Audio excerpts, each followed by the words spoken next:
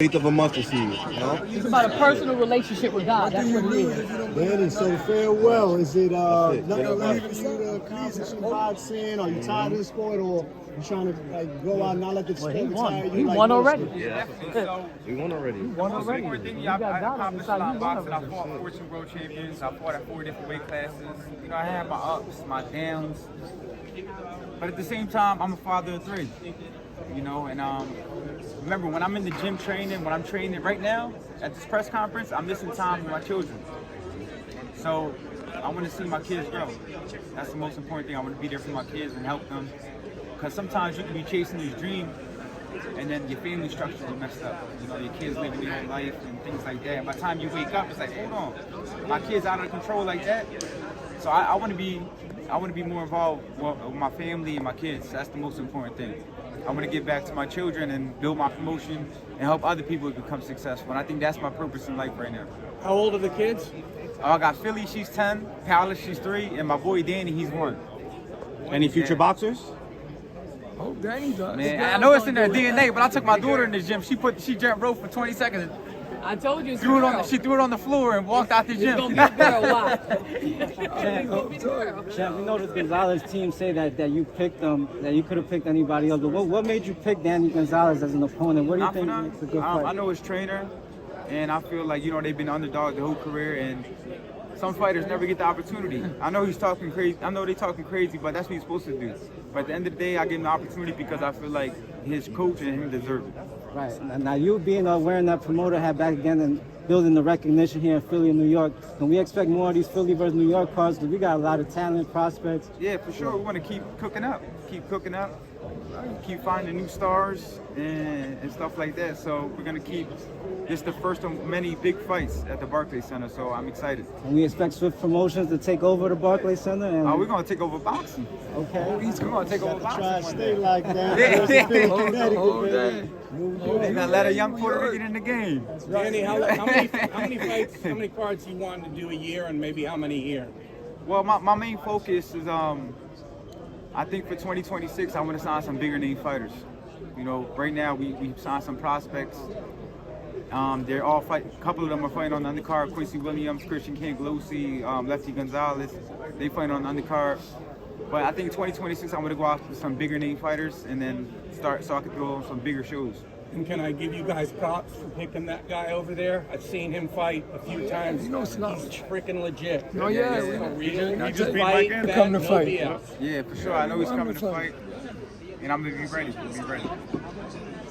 You ready for another run at the title, champ? You're not thinking that far ahead. Just taking one fight at a time. That's it. Get over this first. We're not gonna underestimate. Right. The real D2.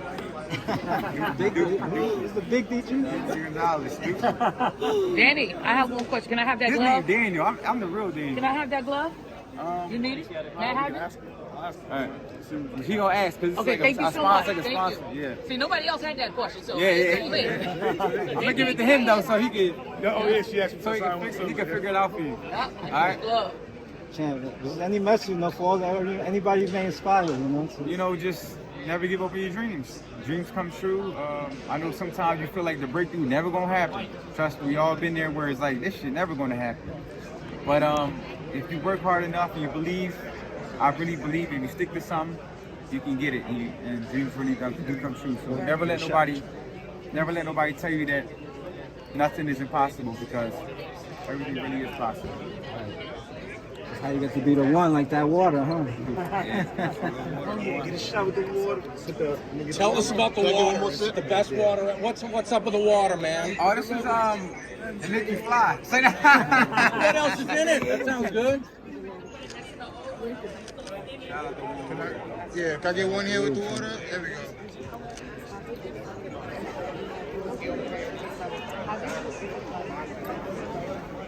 It took me a long time, I'm not gonna lie. It took me a couple years to get over it. You just have to keep your faith and just be around people you love. Try to do what you love. Because I ain't gonna lie, you know AJ Brown from the Eagles? He was training at the gym and he told me, I told him I had like depression and and pressure. And he was like, that's all make believe. He said, you make your mind think that you have that, but it really don't exist.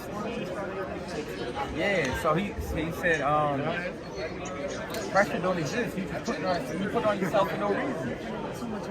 Yeah, so it's like, you gotta think about it.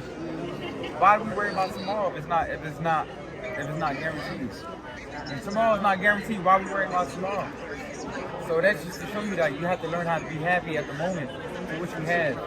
And once you learn how to appreciate what you have and just be grateful in the moment, I think you should be good. We're all gonna have our bad days, but the mind is a powerful thing. And when you let the mind take over your body, it's very hard for you to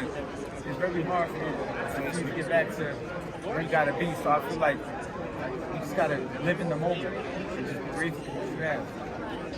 Chan, everything you said about fighting not being there spiritually, mentally, you think that might have affected Canelo, or that was just a skill difference was too wide?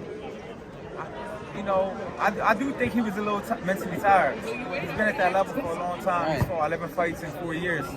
That's a lot. Timing was perfect for Crawford.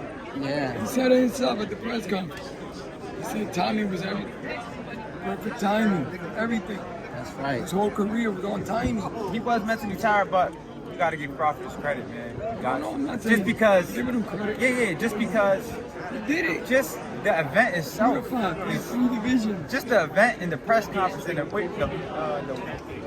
lead up to the fight, and the sparring and the training, to keep your mind that mentally fresh and sharp and go out there and perform like that. That's a win itself.